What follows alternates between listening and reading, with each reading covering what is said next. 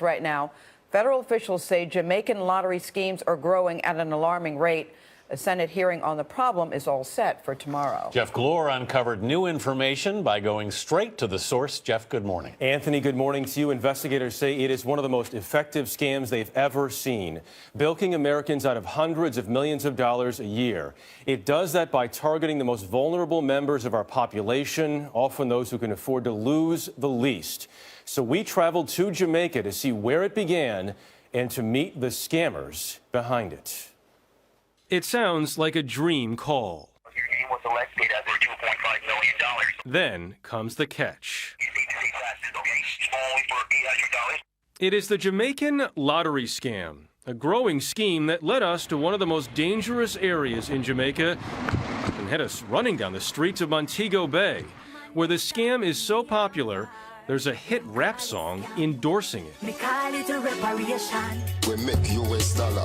Western Union, who said this scammer them wrong? No. Here's how it works. Scammers in Jamaica obtain lists of older Americans' names and numbers. They then call the seniors, usually pretending to be with an American sweepstakes company, telling them they've won money. To get the prize, however, they first have to pay a fee. We've seen checks. We've seen postal money orders. We've seen prepaid wire cards. Tony Gomez heads the U.S. Postal Inspection Service in Miami. On the day we visited, they intercepted this package, bound for Jamaica with $9,000 in cash inside. Victims are falling for it because scammers seem to know exactly what to say. And it works. Complaints from across the country to the Federal Trade Commission about this scam jumped from 1,800 in 2007 to almost 30,000 in 2012. Far more go unreported. In Maryland, we met 79-year-old Dorothy, who last year was struggling to pay her family's hospital bills when she received a call. $8-point-something million, plus I don't know how much in cash. What made you believe them?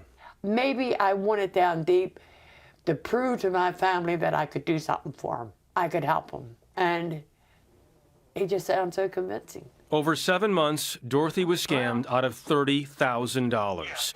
Doug Shadell with the AARP says the scam often starts with charm, but can turn threatening. They're relentless. They will call 50 times a day, 300 times a week until you give in. And the thing that's most worrisome to me is these are the most vulnerable people we have.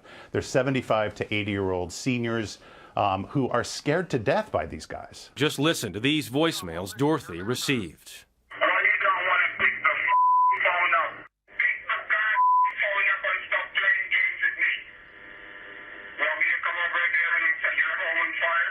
We wanted to meet a scammer to see why they do this. These two women from Maine were scammed by the same man. And this is his Facebook page. We traced him to Montego Bay, a beautiful tourist destination, but also, it turns out, the center of this ugly scheme. You know, this is a complex crime that evolves. A special agent with U.S. Homeland Security, whose face we were asked to conceal for his protection, gave us a tour with a Jamaican police escort. The U.S. has partnered with the Jamaican government to investigate these crimes. First, we got a look at how some con men are using the stolen money. In the middle of this modest neighborhood is a mansion. Right. This gentleman was definitely involved in lottery scamming, definitely scammed U.S. victims and used the proceeds to build this mansion. Where are we going now?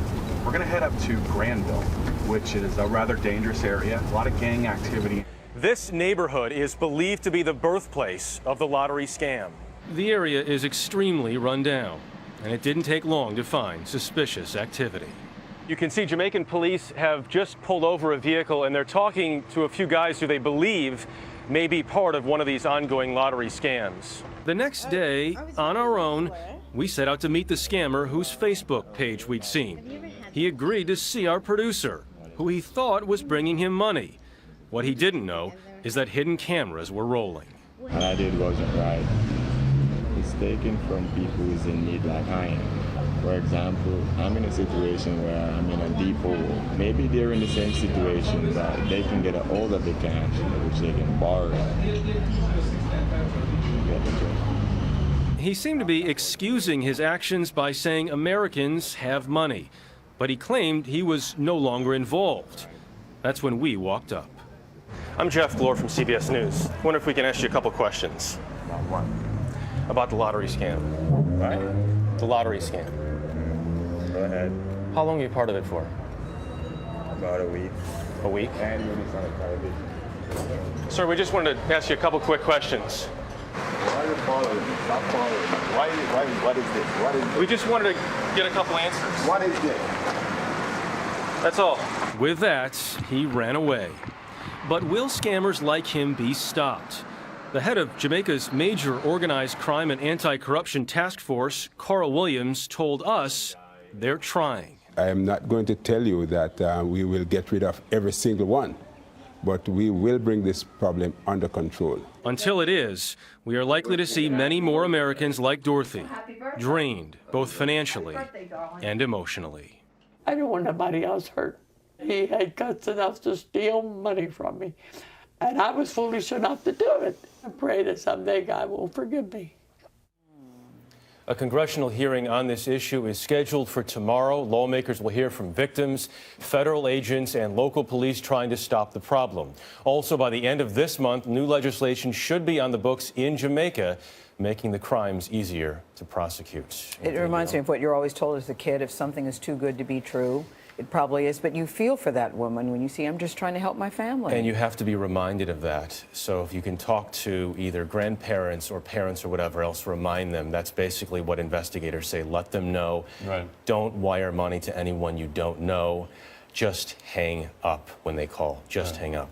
Jeff Glor, thanks, Jeff. Sure, guys. Bill King may be the police chief in rural York County, Maine. But for the last year and a half, he's been dealing with a problem based nearly 2,000 miles away: the Jamaican lottery scam. These scammers are extremely convincing. They're manipulative. As ruthless as these people are, it's astounding. The scammers, based in Jamaica, call senior citizens in the U.S. pretending to be with an American sweepstakes company. But to get the money they've won, they have to pay a processing fee, or taxes, in advance. One woman lost $600,000.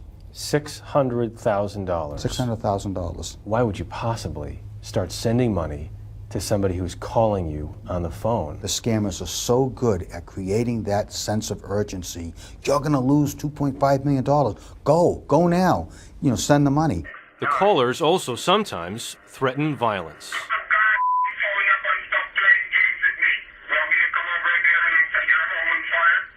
71-year-old Noella, whose last name we're not using for her protection, lost almost $2,000 after being told she'd won $2 million.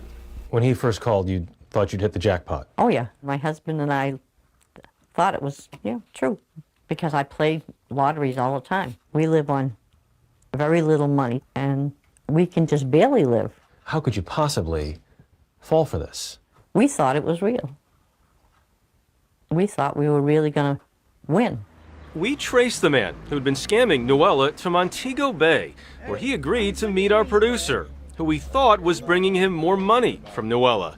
As our hidden cameras were rolling, he claimed he was no longer scamming. What I did wasn't right. It's taken from people who's in need like I am. Maybe they're in the same situation that they can get a hold of the cash, which they can borrow. He explained his actions by saying Americans have access to money. That's when we sat down. I'm Jeff Glor from CBS News. I wonder if we can ask you a couple questions. About what? About the lottery scam. Right? The lottery scam. Go ahead. How long are you part of it for? About a week. A week? And you're just on television. Sir, we just wanted to ask you a couple quick questions. With that, he ran away. Back in Maine, Chief King says more needs to be done. I don't see this as one person being victimized. I see this as it's the community being victimized.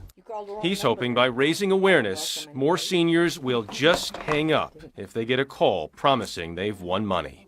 Jeff Glor, CBS News, Alfred, Maine.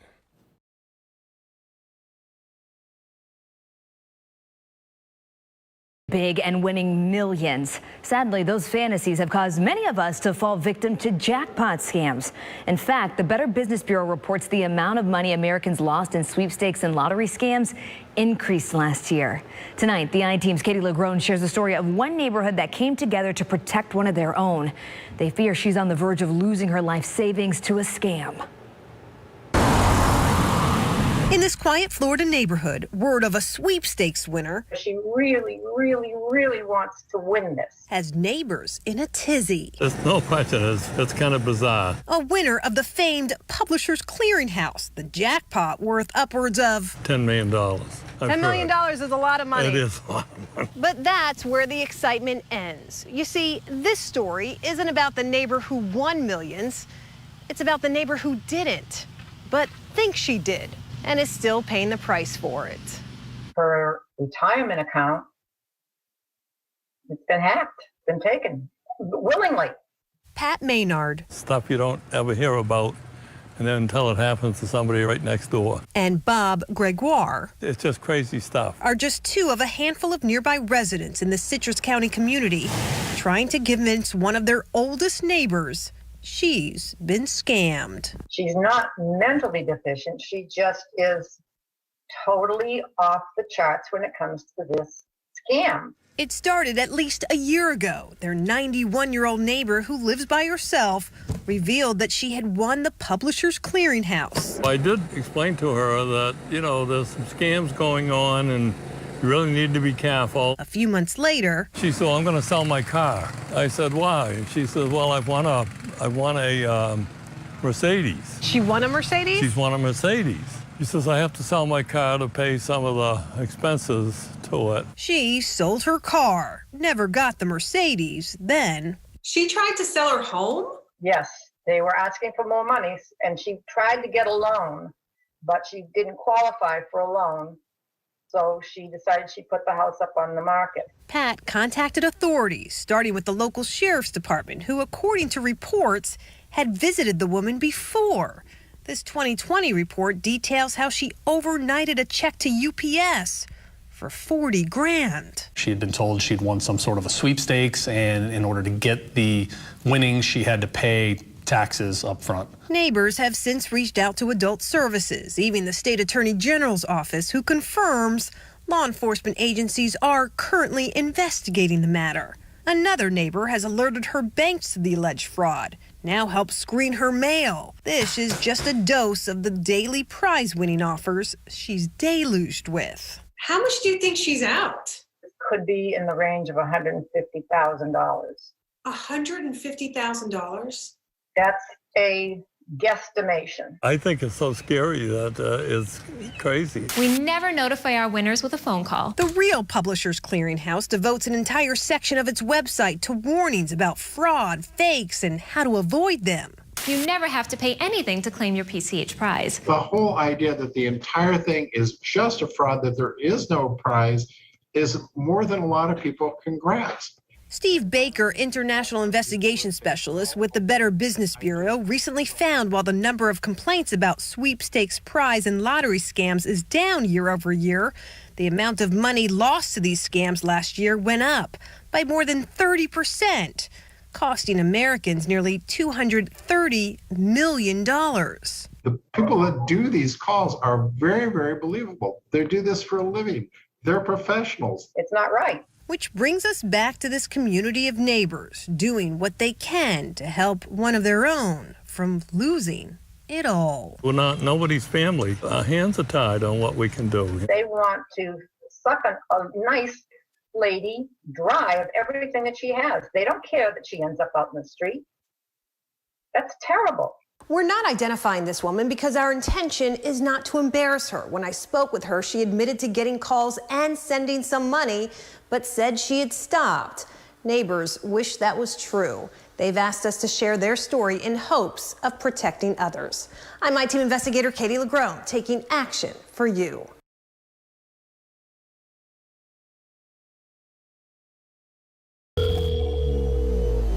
The reason why I'm calling is, I don't know if you're aware, but the whole thing is a scam. I can see that the scammers still have access to your computer.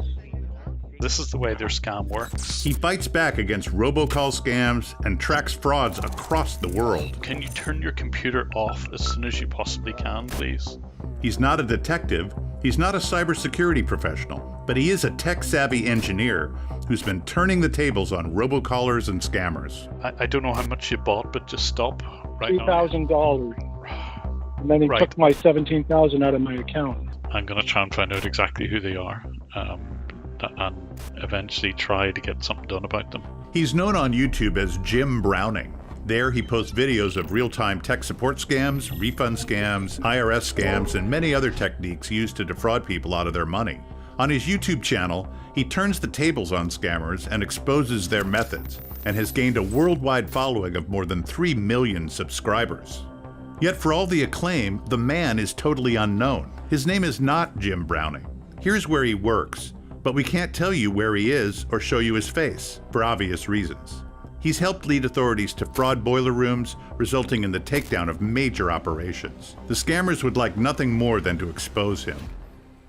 I work at home a fair bit. I mean, I'm in an office job normally, but sometimes I would be at home and I would be getting constant interrupts from these phone calls. I'm a network engineer, I'm a software engineer, I've worked with telecoms firms in the past, and I was thinking, if I can't do something about this, then who can? Jim began engaging the telemarketers, trying to learn their tricks. Are you in San Jose or not? Definitely, sir.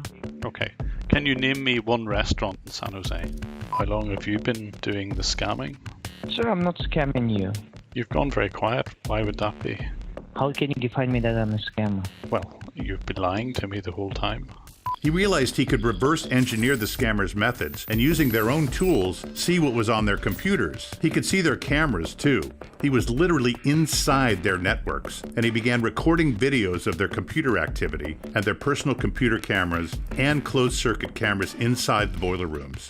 He could now get a full picture of what was going on, one that had never been seen before. It's really like a magician smoking mirrors. If you have a look closely, you can see what's going on. As he watched and listened, he became even more outraged as he observed scenes like this one, where a group of scammers gathered to laugh at a victim who's at the end of his rope. Suffer from depression. No, sir. Everything will be okay. Don't worry, okay? Yes. Now, promise me you won't cry again, okay? He also intervenes when he can, preventing the transfer of money to the criminals. Hello. Hello, Annette. You are being scammed, okay? And this is not some random hacker. This is somebody trying to warn you not to move money. Banks will always say never move money because you're going to be scammed. When he comes across a swindle happening in real time, he frantically searches for a phone number to call the potential victim, hoping he can persuade them not to follow the scammer's instructions to transfer money, buy gift cards, or mail cash wrapped in tinfoil. Well, first we tried to transfer it. That didn't work last night, so I went and got cash. They want me to put it in a box and send it FedEx. Please, please, please do not send cash to anyone. That is your own money. That's the nice thing about it. You can't help but feel kind of thrilled that you managed to actually stop a crime from happening. I always look at this as this could be my own relative, and it's certainly somebody else's relative, so why wouldn't I step in? I have to do it. I couldn't live with myself if I didn't try to do something about it. As his campaign to fight robocall scams and online fraud has grown, he's been featured in media around the world, on the BBC, CBS, the New York Times, Times of India, and our own AARP bulletin. He wants to expand the audience for his message to everyone who needs help. It's a fascinating subject. The techniques that they use, the way that they manipulate people, although it's horrible to look at sometimes, nevertheless, it's actually quite an interesting subject when you get down to it. What started as a hobby to get back at annoying phone calls has become a calling to educate everyone about these crimes. I'm hoping that eventually the channel will bring enough awareness of scams that people will recognize them almost immediately. And even if they change the wording slightly, which they do, people will just recognize it and hang up on them. You know what? This is ridiculous.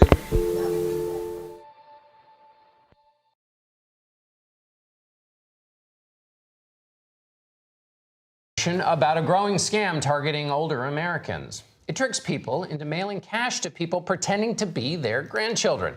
Victims reportedly lose an average of $9,000. The Federal Trade Commission says Americans lost up to $41 million in the scam this year, nearly twice as much as last year. Anna Werner spoke with an unlikely target who nearly lost thousands of dollars. I'm the last person I thought would ever fall for a scam like this. You're the last person. Last. Retired Tennessean Frank Stratton spent his career working in intelligence, first for the Air Force, later as a cybersecurity programmer. But his expertise still didn't prepare him for the scam that began with a morning phone call in April. I hear, don't be afraid, but I'm the public defender from Austin, Texas. They have put your grandson in jail after a wreck, and he has a DUI offense. The man said Stratton could bail out his grandson if he sent $8,500 cash via FedEx, something that might sound ridiculous, except that Stratton had actually done just that for a family member once in the past. Not only that, but the attorney briefly put his grandson, who sounded injured, on the phone. So Stratton drove to the bank. I wrote a check out, and they gave me $8,500 cash in hundreds. Then he went to a local mail location to overnight the money to an Austin, Texas address. You know, a lot of people right now are sitting at home going, how could you fall for that? Well, it's because of the way that they scripted it. They had it so well scripted. They knew everything about my grandson. They knew everything about me. He's not the only victim. The Federal Trade Commission says people 70 and older are increasingly being scammed, and the criminals do their research, sometimes using social media to learn more about their targets. The FTC's Monica Vaca. Grandparents really care about their grandchildren. The grandchildren sound like they're in terrible distress. They're crying. They say that they've been injured frequently, and they're begging their grandparent to help them. But back in Tennessee that night in April, Stratton says, My wife and I looked at each other and said, scam. Just like that? Just like that. Boom. So he called FedEx to have the package returned. And while he got his money back... I'm a security person, and that's what really frustrates me. Because? Because I fell for it. Even you fell for it. Because of love. Something Stratton says every grandparent can fall victim to. For CBS This Morning, Anna Werner in New York. Well, he's sharing an important warning. He sure is. And also, they've gotten so sophisticated, you can see why you maybe fell for it. Yeah, absolutely.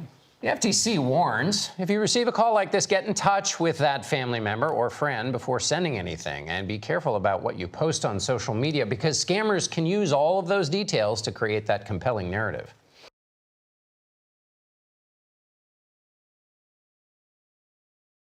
Financial schemes. Here are 5 of the biggest gift card scams and how to protect your money.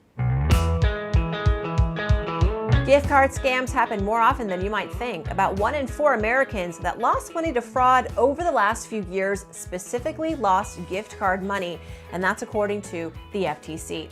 Now, since 2018, gift card scams have cost victims a whopping $840 on average. And they netted scammers nearly $245 million. Scammers love gift cards because they're untraceable, and once they have the money, it's nearly impossible to recover. So how do the fraudsters do it? Well, the top trick is posing as a government official like a tax collector. Because let's face it, when the IRS personally reaches out to us, we tend to listen, and scammers know this very, very well. So they pretend to be Uncle Sam, claiming that you owe the government money and that you can settle your debt by handing over your gift card digits. But know that the IRS will never email or text you like a lot of these scammers do. The IRS works through the post office. Your notices come through the mail, not by phone. The FTC says other times scammers may pose as government officials, saying that you have been accused of a crime and you need to buy so-called electronic vouchers or risk getting arrested. Pretty scary. Sometimes they may even threaten to cancel your social security number or offer to give you a new one because your current one has been hacked. And these are all fake, of course, but if you get a message like that, delete and block it immediately. Next, if you get a message via email, social media, or text saying a loved one is in dire financial need, needs bail money, or has racked up debt, and the only way that you can help them is by sending along your gift card number, that is a red flag. Using a fake family or friend emergency is top trick number 2. Never send any kind of money before verifying with this particular family member or friend directly. Top scam number 3, gift card scammers acting like legitimate business owners and reaching out to consumers offering deals and promos on hot gadgets and televisions, if of course they pay with a gift card. Now in this case, the scammers may ask for a specific gift card, and can you guess what is the number 1 gift card fraudsters request victims to pay with this time of year?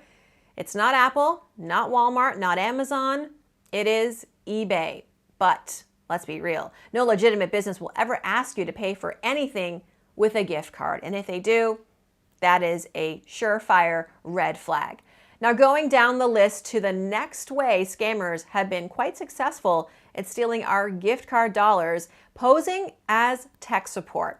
Now this scam technique usually comes in the form of a phone call or a text message from a person claiming to be from a tech company like Microsoft, warning you about a technical virus or some other issue.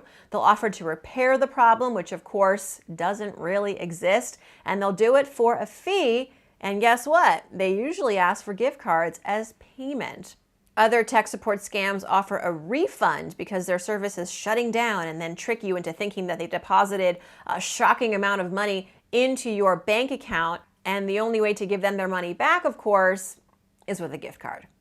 Finally, be extra careful swiping on those dating apps. Gift card thieves may be hanging out there as well. So-called romance scams are the 5th most popular type of gift card fraud. Scammers will start conversations with you, and just as they're establishing a little trust, some friendliness, they ask you to send over your gift card money. And this person, I'm telling you, is not dating material.